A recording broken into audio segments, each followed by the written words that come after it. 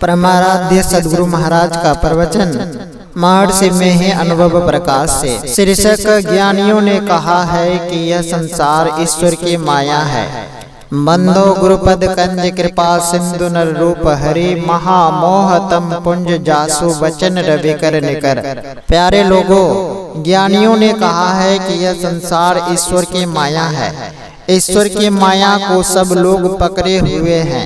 सब इस माया के अंदर में सुख पाना चाहते हैं, परंतु कुछ ऐसे लोग भी हैं जो ईश्वर के माया को पकड़ना पसंद नहीं करते, ईश्वर को ही पकड़ लेना पसंद करते हैं। परंतु दोनों की एक ही चाह है कि सुख हो। एक ईश्वर के माया को पकड़कर सुख पाना चाहते हैं तो दूसरे उसी तरह ईश्वर को पकड़कर सुख पाना चाहते हैं। जो माया को पकड़कर सुख पाना चाहते हैं वे नहीं समझते हैं, और जो ईश्वर को पकड़कर सुख पाना चाहते हैं वे समझते हैं। माया उसको कहते हैं कि वह जिस तरह मालूम हो उसी तरह नहीं रहे। सुखदायी मालूम पड़े लेकिन है सुखदायी, उसकी स्थिति मालूम पड़े लेकिन उसकी स्थिति है नहीं। और उसकी उपमा देकर कहते हैं, रजत सीप महाभास जिमे जथा भानु कर बाड़ी, जदपि मृषा तीहु काल सो ब्रह्म न सकै को उतारी। यही विधि जग हरि आश्रित रही, जदपि असत्य देत दुखदाई। मतलब यह है कि सीप में चांदी का भास होता है लेकिन चांदी है नहीं। इसी तरह ईश्वर की माया भासमान है लेकिन उसकी स्थिति जान पड़ती है, परंतु स्थिति है नहीं। केवल ब्रह्म से ही ऐसा मालूम होता है। धूप की चकमकी में, खासकर रेगिस्तान में बालू पर बड़ी चकमकी होती है, इससे पानी जैसा मालूम पड़ता है। पानी का हिलोर लहर मालूम पड़ता है लेकिन पानी है नहीं। इसी तरह ईश्वर की माया है, मालूम पड़ती है लेकिन है नहीं। इसको जानना चाहते हो तो अंदर घुसो, फिर पता लगेगा कि इसकी स्थिति नहीं है। स्थिति ईश्वर की है। जो ऐसी चीज है उसको पकड़कर यदि कोई सुखी होना चाहते हैं तो उसको पकड़कर कैसे सुखी हो सकते हैं? जो ऐसा मालूम पड़ता है कि है लेकिन है नहीं, तो उसका सुख कैसा होगा? सुख मालूम पड़ता है लेकिन सुख है नहीं। भोजन करते हैं, स्वाद अच्छा लगा, सुख मालूम हुआ। भोजन करना छोड़ दिया, भोजन की रुचि नहीं है। तब जो सुख भोजन करते समय होता था सो रहा नहीं। इसी तरह संसार का सुख है। स्वाद सुख के लिए भोजन की ओर लोग चलते हैं और भोजन करते चले जाते हैं। कभी तृप्ति नहीं होती, सब दिन इच्छा बनी रहती है, तृष्णा बढ़ती जाती है। सुख करके भोजन के पीछे चले थे लेकिन मिलता दुख है। यह एक मिसाल कहा। इसी तरह तलाश करनी चाहिए कि सुख है कि नहीं। माया के पदार्थों में खोजने पर सुख नहीं है। माया के अतिरिक्त परमात्मा या ईश्वर बच जाते हैं। इनकी निस्बत जो ख्याल करते हैं तो कहते हैं कि वे सुख स्वरूप है, शांति स्वरूप है। उन शांति स्वरूप को ही पकड़ा जाए। माया की स्थिति नहीं है, ईश्वर की स्थिति है। क्योंकि संसार में सब पदार्थों पर ख्याल करने पर ऐसा मालूम होता है कि सभी शांत है। ईश्वर की माया इन्हीं शांत पदार्थों में बटकर है। यह बांट लोगों को इंद्रियों में मालूम पड़ता है। जिह्वा में रस का स्वाद, नासिका में गंध का स्वाद, कान में केवल मीठे शब्द का स्वाद व कड़वा शब्द का कड़वा स्वाद, नेत्र में केवल रूप का स्वाद। ये बट कर स्वाद मालूम पड़ते हैं। रूप रंग देखो तो और भी बाकी रह जाता है, रूप भी भिन्न है। इसी तरह बाजे गाजे के शब्द हैं, किसी में तृप्ति नहीं। इच्छा बढ़ती जाती है, तृष्णा बढ़ती जाती है। इसी तरह घ्राण शक्ति में है, तृप्ति नहीं होती। त्वचा में नाना प्रकार के स्पर्श हो लेकिन स्पर्श सुख भी शांतिदायक नहीं। वहाँ भी तृष्णा बढ़ती जाती है। इसके वास्ते लोगों की दुर्दशा हो गई है। माया के अंदर यही सुख है, रूप रस गंध स्पर्श और शब्द, और तो जान पाते नहीं। ज्ञानी लोग यह देखकर बताते हैं कि आगे बढ़ो, परमात्मा की माया ऐसी ही है। परमात्मा को पाओ तो परमात्मा में सुख है, इसको पाओगे। परमात्मा में जो नित्यानंद है, परमानंद है, वही आपको भी मिलेगा, परम तृप्ति होगी। भक्त सूरदास जी ने कहा है, परम स्वाद सभी जो निरंतर अमित तोष उपजावे, मन वाने को अगम अगोचर सो जाने जो पावे। वह स्वाद कैसा है किसी को पता नहीं, वह स्वाद जब से लगता है कभी छूटता नहीं, परंतु यह इंद्रियों के द्वारा जानने योग्य सुख नहीं है, केवल आत्मा के द्वारा ही जानने योग्य है। ईश्वर का दर्शन, ईश्वर की प्रत्यक्षता, ईश्वर में जो आनंद है अभी आत्मगम्य है, इंद्रिय गम्य नहीं है। यह बात ज्ञानी लोग कहकर समझा देते हैं। इसलिए कहते हैं कि उधर चलो, ईश्वर की माया में लगे नहीं रहो। ईश्वर की प्राप्ति में ऐसी तृप्ति होगी कि दुख का पता नहीं रहेगा। संसार में किधर चलो, उत्तर दक्षिण पूर्व पश्चिम, संसार में किसी तरफ जाओ, इंद्रिय ज्ञान में ही रहना पड़ेगा। इंद्रिय ज्ञान में कभी तृप्ति होती नहीं। ज्ञानी लोग कहते हैं अपने अंदर जाओ, अपने अंदर में हो सही, लेकिन जितने अंदर में हो उससे और अंदर में जाओ। जैसे बाहर संसार विशाल है, उसी तरह अपने अंदर का संसार विशाल है। जागृत में रहते हो, स्वप्न में रहते हो, सुसुप्ति में रहते हो, उनसे ऊपर जाओ। तीन अवस्था में सोए रहते हो। सोने की अवस्था में अपनी चीज को नहीं जानते, अपने को नहीं जानते, इसलिए चौथी अवस्था में चलो, तब पता लगेगा कि ब्रह्मानंद उसका स्वभाव ही है। तृष्णा से छुड़ाकर पूर्ण संतुष्ट बनाकर रखता है। ऐसा सुख ईश्वर के खोज में चलते चलते ईश्वर को पाकर होगा। अपना भी ज्ञान नहीं है, अपनी भी खोज अपने अंदर करनी होगी। सबको प्रत्यक्ष है कि शरीर नाशवान है, शरीर छूटता है, इसको जला देता है, गाड़ देता है। यह शरीर पानी से बना है, यानी पानी से पिंड बना है। फिर बचपन और जवानी आई, वयस बढ़ा, वयस के अनुकूल शरीर बढ़ता चला गया, सुंदरता आती गई और फिर वह सुंदरता भी नहीं रहती। एक दिन ऐसा होता है कि जैसे पहले इसका पता नहीं था वैसे ही पता नहीं रहता।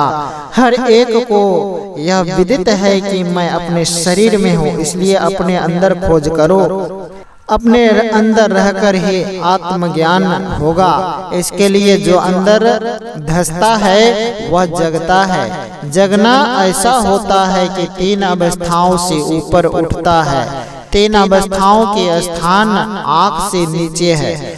ऊपर के भिन्न भिन्न स्थानों को ज्ञानियों ने प्रत्यक्ष कर देखा है और लोगों को बताया है। इसका पता योग के ग्रंथ में है। साधक को ग्रंथ के अनुकूल अपने आप प्राप्त होता है। अंदर में जो आँख से ऊपर उठता है वही यथार्थ ज्ञान पाता है। ऊपर की ओर उठना वह काम नहीं है जो संसार में है। इसमें तो यह काम है कि अपने को फैलाव से सिमटाव में लाओ। यही चित्तवृत्ति का निरोध है। दृष्टि को इतना समेटो कि फिर उससे अधिक सिमटाव नहीं हो। इतना सिमटाव कि एक बिंदुता आ जाए, इसकी बड़ी महिमा है। यह तीन अवस्थाओं से ऊपर ले जाता है। सिमटी चीज ऊपर जाती है और फैली चीज नीचे गिरती है। इसलिए चित्तवृत्ति का निरोध करते हैं। पहले जप करते हैं, किसी रूप का ध्यान करते हैं, अच्छे गुरु के ज्ञान से एक बिंदुता प्राप्त करने का यत्न जानते हैं। एक बिंदुता होने पर पूर्ण सिमटाव होता है। तब वह जगता है और देखता है कि सकल दृश्य निज उदर मेली, सोवई निद्रा तजी जोगे, सोई हरिपद अनुभवई परम सुख अतिशय द्वैत वियोगी। शोक मोह भय हरस दिवस निशिदेश काल तह नाही। तुलसीदास यही दशा हीन संशय निर्मूल न जाहि। जो इस दशा में आता है वही हरि सुख का पता पाता है। गोस्वामी तुलसीदास जी ने एक पद में कहा है, तेन अवस्था तजहु भजहु भगवंत, मन क्रम वचन अगोचर व्यापक व्याप्य अनंत। भक्त सूरदास ने कहा है, अपनपो आपुन ही में समायो। संत कबीर साहब कहते हैं, परमात्म गुरु निकट विराजे, जागो जागो मन मेरो। परमात्मा गुरु अपने अंदर है, तब उससे निकट और क्या होगा। तीन अवस्थाओं में रहकर जितना भी ज्ञान बक जाओगे, कितना भी ज्ञान बर लोगे, कितना भी ज्ञान बर लोगे, प्रत्यक्षता नहीं होगी। चौथी अवस्था में जाओ, इसी को कबीर साहब ने कहा है, जगो परमात्मा प्रत्यक्ष होंगे। इससे बात है कि कब काल ग्रस ले ठिकाना नहीं है। इसलिए शीघ्र सदगुरु की खोज करके उनके चरण में लगे ध्यान करो। माया की ओर से छुटाव होगा, पूर्णता की ओर चलकर पूर्णता में पहुंचकर पूर्ण होगे। वह पूर्णता क्या है? परमात्मा चाहिए क्या? पूर्णता में पहुंचकर पूर्ण होगे, वह पूर्णता क्या है? परमात्मा चाहिए क्या? सद्गुरु और सत्संग। जो सद्ज्ञान जानते हैं, सद्ज्ञान की युक्ति जानते हैं, अपने साधन करते हैं तथा औरों को भी उसमें लगाते हैं, ऐसे को सद्गुरु कहते हैं। ऐसे की शरण में जाओ, साधन करो। साधन ऐसा कठिन नहीं कि लोग नहीं कर सके, सरल काम है। ख्याल लगाना सभी से होगा। कैसे ख्याल लगावे? गुरु से जाने। जो इन बातों को जानते हैं उनको ज्ञानी लोग कहते हैं। संयमी होकर रहो। जो संयमी होकर रहते हैं वे संसार में भी सुख होते हैं और ईश्वर की ओर बढ़ते बढ़ते सुखी हो जाते हैं। ईश्वर को पाकर परम सुखी हो जाते हैं। फिर संसार की कोई इच्छा नहीं रह जाती। संयमित होकर रहना तप है। इसके लिए क्या करना होगा? पहली बात है झूठ को छोड़ देना। दूसरी बात है किसी किस्म की चोरी नहीं करनी। तीसरी बात है व्यभिचार नहीं करना। चौथी बात है नशा नहीं लेना। पांचवी बात है हिंसा नहीं करनी। इस सिलसिले में निरामिष भोजी बनो। यह देश तो ऐसा है कि निरामिष भोजी होकर रहना सरल है। संसार में ऐसा भी देश है जहाँ निरामिष होकर रहना कठिन है। आमिष में पाशविक गुण रहता है। पाशविक गुणों को बढ़ाने से अंतर साधना ईश्वर में प्रेम होना असंभव है। इसलिए ईश्वर के प्रेमी को 5 पापों से छूटकर रहना आवश्यक होता है। जो 5 पापों से छूटकर रहता है संसार में वह पूज्य होता है। उसकी तृष्णा छूटती जाती है, लोभ लालच छूटते जाते हैं। तब यह छूटने का जो लाभ है सो होता है। न पैसा बहुत चाहिए, न अन्न बहुत चाहिए। अब गुणों को छोड़ता हुआ सद्गुणों को ग्रहण करते रहने से ईश्वर में सुखी रहता है। धर्म वह है जिससे इहलोक और परलोक दोनों में सुखी रहा जाए। जो 5 पापों से छूटकर रहता है वह उत्तम परलोक पाता है और अंत में परमात्मा को भी पाता है। संसार की आसक्ति छूटती जाती है। ईश्वर भजन में मन लगता है। विकारों से छूटने वाला ईश्वर की ओर बढ़ता है, पापों से छूटता है। लोगों को चाहिए कि ईश्वर का भजन करे। संसार का काम छूटता नहीं। खेती व्यापार नौकरी करते हुए लोग ईश्वर भजन करे। संयमित होकर रहने से नौकरी में, खेती में, वाणिज्य व्यापार में किसी में हानि नहीं। नित्य सत्संग करना चाहिए। बिन सत्संग भक्ति नहीं होई। यह प्रवचन दिनांक 27/10/1970 ईस्वी को भागलपुर जिला अंतर्गत थाना बिहपुर में श्री बाबू नागेश्वर प्रसाद सिन्हा LOW इंस्पेक्टर पूर्वोत्तर रेलवे के निवास स्थान पर हुआ था। गोस्वामी लक्ष्मीनाथ परमहंस जी महाराज की वाणी। परमात्म जिन चिन्ह लई सो जन्य धन्य धन जग माही। मूर्ति मंगल रूप भई तीरथ सकल किए पगु थाके। कड़ से केते दान दये, नयन रूप हेरे रघुवर के, सुनि पुराण मन कान दये। मुख पवित्र करि राम नाम ले, रसना हरि अस रटी रही। नाक सुबास सदा ले थाको, तन थाको व्रत यज्ञ गही। भीतर योग विराग कियो है, बाहर भक्ति विरागमयी। नहीं लालच मद काम क्रोध कछु, आशा तृष्णा मेटी गई। गए पाप परिपूर पुण्य भव, घर वन सम मन माने लये। लक्ष्मीपति दर्शन से ताके, कोटि जन्म के पाप छई। श्री सद्गुरु महाराज की जय।